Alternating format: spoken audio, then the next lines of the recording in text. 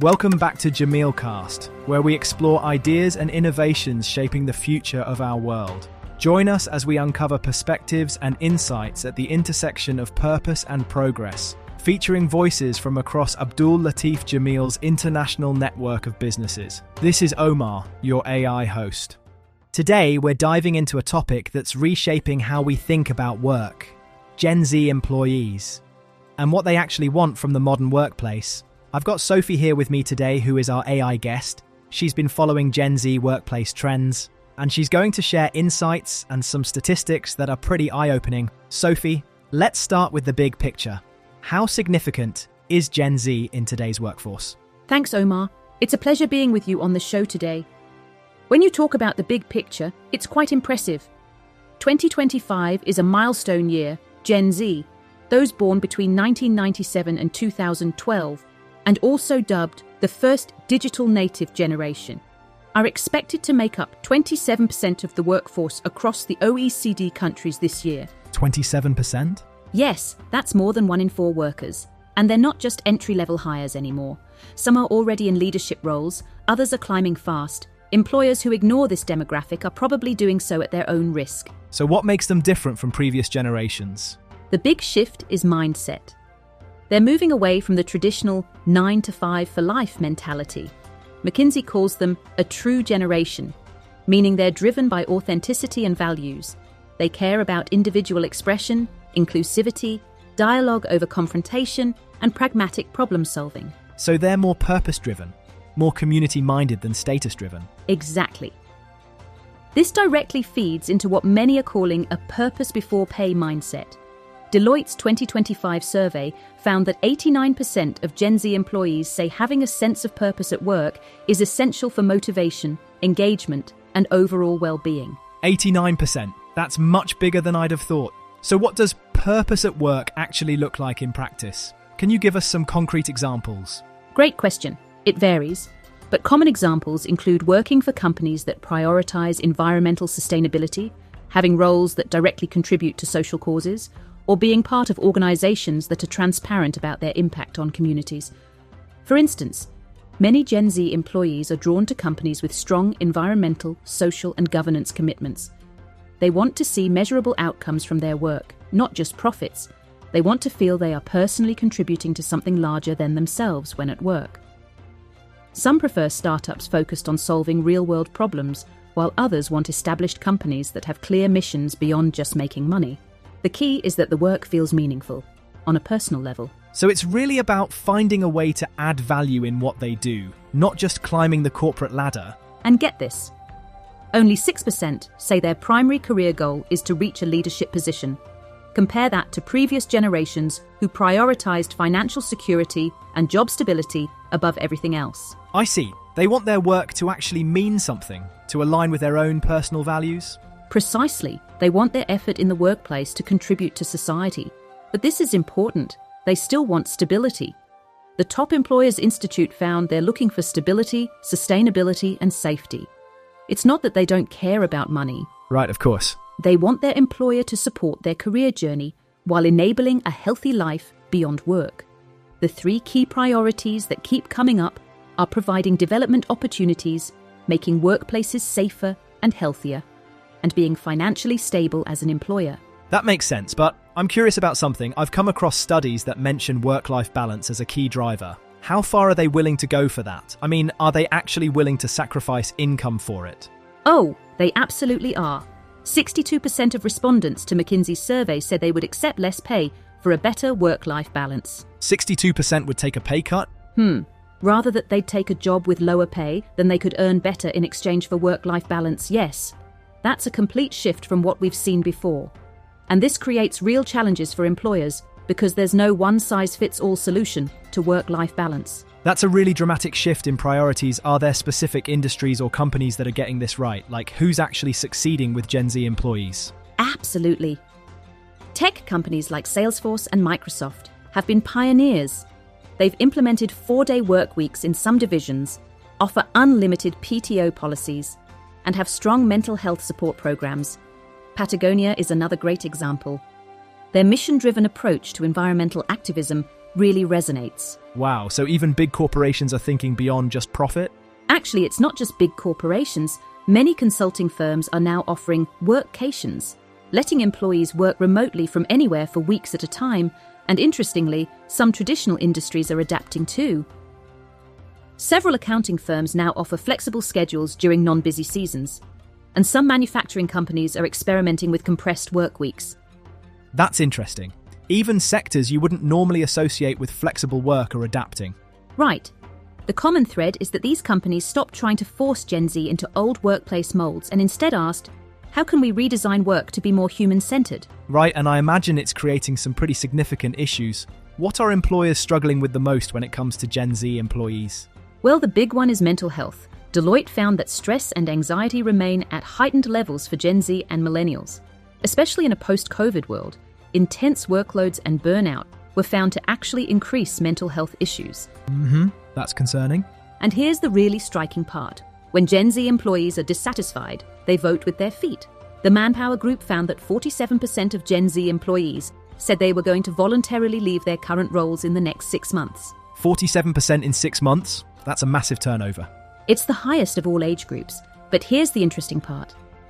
They were also the least confident they would find jobs that met their needs. So there's this disconnect where they're unhappy, but not sure they'll find something better. That level of turnover must be incredibly expensive for companies. Have you seen any research on what it actually costs employers when they lose Gen Z employees at that rate? The numbers are staggering, Omar. The Society for Human Resource Management estimates that it costs between 50% to 200% of an employee's annual salary to replace them, depending on the role. For entry-level positions, that's often around 50%. But for specialised or management roles, it can be double the annual salary. Wow, that's huge. So even losing one key employee can hit the bottom line hard. True. And that's just direct costs. Recruiting, training, lost productivity.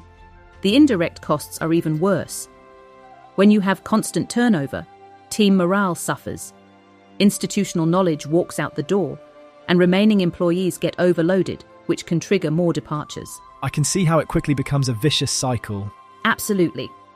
I've seen companies spend more on recruitment and training in a single year than they would have spent implementing the workplace improvements that could have prevented the exodus in the first place. So that's actually, well, that sounds like an opportunity for employers, doesn't it? If they can address these issues before people leave. Absolutely. Having Gen Z employees who want to leave but are unsure of next steps could be the ideal moment to implement workplace changes that convince them to stay, and many employers are starting to figure this out. So how are they responding? What changes are companies actually making? According to Manpower Group research, employers are focusing on 5 key areas to retain Gen Z talent. 73% are looking at offering flexible work hours, and interestingly, the same percentage are also considering higher compensation. That makes sense. Flexibility and pay still go hand in hand. Stats show another 73% are prioritizing career development opportunities, but the areas getting the most attention are well-being, 75%, and investing in technology tools, which 76% of employers identified as critical. So it's really a mix of personal growth support and tech enablement. More than that, it's about creating an environment where employees feel supported, connected, and equipped to do their best work. Interesting. Technology makes sense given they're digital natives, right? But let's talk about something specific, hybrid working, because I feel like that's become this huge thing post-COVID. Oh, absolutely. And here's where there's a massive gap. According to Deloitte, 63% of Gen Z employees prefer hybrid working arrangements, but this option is only available to 30% of them. So we've got this huge disconnect. Nearly 2/3 want it, but less than 1/3 actually have access to it. That's a pretty significant gap, and I'm guessing that's contributing to some of that job dissatisfaction we talked about earlier? Absolutely. But, well, I understand why employers are hesitant. It's a difficult balancing act between productivity and profitability goals on one side versus employee work style preferences on the other. For employers who want to offer more hybrid options but are worried about productivity or coordination challenges, what are some practical first steps they can take? Start small and measure results. Many successful companies began with pilot programs, maybe allowing 1 day per week of remote work for specific teams or roles. Okay, so start with something manageable rather than going all in at once. That's right. The key is establishing clear expectations up front. define what hybrid actually means. Is it employee choice, or are there specific days in the office? Also, create communication protocols so remote workers don't feel disconnected. Sounds right. Without clear rules, people could get lost in the shuffle. Investing in the right technology is crucial. Good video conferencing, collaboration tools, project management systems. And here's something many companies overlook: training managers on leading hybrid teams. Managing remotely requires different skills than managing in person. So it's not just about giving people tools. Leaders need guidance too. Yes, some companies have found that setting core collaboration hours, when everyone is expected to be available, regardless of location, helps maintain team cohesion. But the most important thing is to treat it as an experiment, adjusting as you learn what works best. Right, that makes more viable. Now, you mentioned technology earlier. As digital natives, how are Gen Z employees actually using technology differently in the workplace? It's pretty remarkable. A Google Workspace survey shows that 93% of Gen Z respondents said they use 2 or more artificial intelligence tools on a weekly basis, 2 or more AI tools weekly. They're leveraging AI to improve their management capabilities, which helps with promotion prospects, freeing up their time and improving communication, especially in hybrid working environments. Speaking of communication and technology, I'm curious about how Gen Z prefers to communicate at work. Are they actually more comfortable with digital communication than face-to-face interactions? It's nuanced, Omar. While they're incredibly comfortable with digital tools, they actually value meaningful face-to-face interactions more than people assume. Really? I thought they'd prefer everything to be online. That's a common misconception. What they don't like are unnecessary meetings that could have been emails or formal presentations when a quick screen share would work better. They prefer asynchronous communication for routine updates, but want in-person or video calls for complex problem-solving, brainstorming, or relationship building. Got it. So it's about efficiency, not avoiding real interaction. Another facet is that they're also big on transparency. They want access to information rather than waiting for it to be filtered down through management layers. Many prefer collaboration platforms like ClickUp, Slack, or Microsoft Teams, where they can see ongoing conversations and jump in when relevant, rather than being locked out of decisions that affect their work. The key insight is that they want communication to be efficient and inclusive, not just digital for digital's sake. That's fascinating, but I hate to be the skeptic here. Is there a downside to this tech savviness? Actually, yes. And this might surprise people. EY's 2024 Human Risk in Cybersecurity survey found that Gen Z is losing confidence in their ability to recognize phishing attempts, one of the most common social engineering attacks. They're actually most likely to admit to opening suspicious links. Wow, that's counterintuitive, so maybe technology knowledge sharing goes both ways? It demonstrates the importance for employers to take an individual approach, understanding the unique capabilities and challenges of each generation. It's not just about Gen Z teaching older generations about tech. Sometimes it's the reverse. The mentorship aspect is really interesting. What does effective career development look like for Gen Z employees? Are traditional mentorship programs working, or do they need something different? Traditional mentorship can work, but it needs to be restructured. Gen Z wants mentorship that's more like coaching, focused on specific skills and immediate application, rather than long-term relationship building alone. So they're looking for something practical and hands-on, not just advice once in a while? That's right. They prefer what some companies call micro-mentoring. Short focus sessions with different experts depending on what they're trying to learn. They also value reverse mentoring opportunities where they can teach older colleagues about new technologies or trends. Interesting. So it's a two-way street, not just top-down. Yes. Many successful programs now include peer-to-peer mentoring within their generation, plus access to senior leaders for strategic guidance. The most effective approach is creating mentorship networks rather than traditional one-on-one relationships. Got it. It sounds like structure is important, but flexibility matters too. Definitely. And here's a crucial element. They want clear development paths with regular check-ins and measurable progress. They don't just want to be told, "You're doing great." They want specific feedback on how to improve and grow. That brings up something interesting. How do companies balance all this focus on Gen Z with keeping their multi-generational workforce happy? Because I imagine you can't just ignore your millennial, Gen X and Boomer employees. That's the million-dollar question, Omar. And honestly, there is evidence of some tension.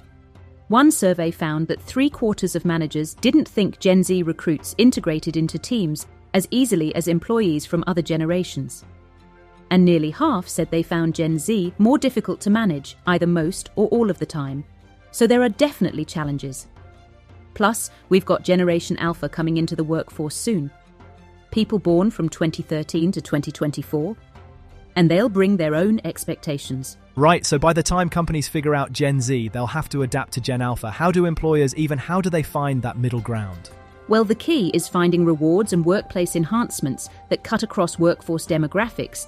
EY's 2024 Work Reimagined survey points out that the global workforce has evolved into one with personalized experiences and expectations increasingly disconnected from one-size-fits-all ideas. So for companies that are ready to make these changes, how should they measure success? What metrics should they be tracking to know if their efforts are actually working with Gen Z employees? Excellent question. The traditional metrics still matter. Retention rates, productivity measures, engagement scores. But you need to dig deeper. Track time to productivity for new hires, internal mobility rates, and participation in development programs. Right, so it's not just about whether people show up or hit targets. I mean, don't just ask, are you satisfied? Ask about aspects like work-life balance, career growth opportunities, and whether employees feel their work has purpose. Got it. So really drill down into what matters to them day to day. Monitor voluntary turnover by generation to see if you're specifically retaining Gen Z talent. Look at referral rates too. Happy Gen Z employees will recommend their friends. And here's a newer metric gaining traction. Measure discretionary effort.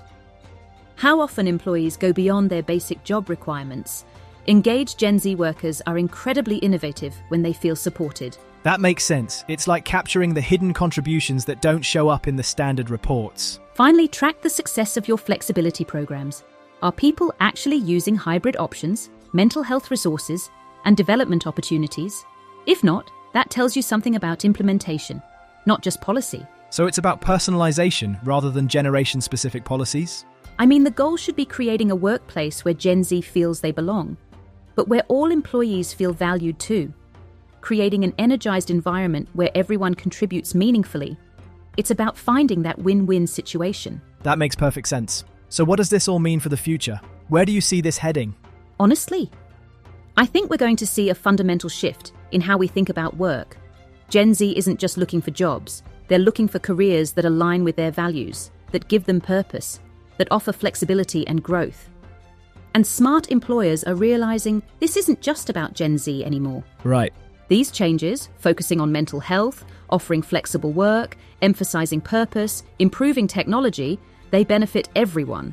The companies that figure this out first are going to have a huge competitive advantage in attracting and retaining talent. Sophie, this has been absolutely fascinating. Any final thoughts for employers who might be struggling with how to adapt to these changes?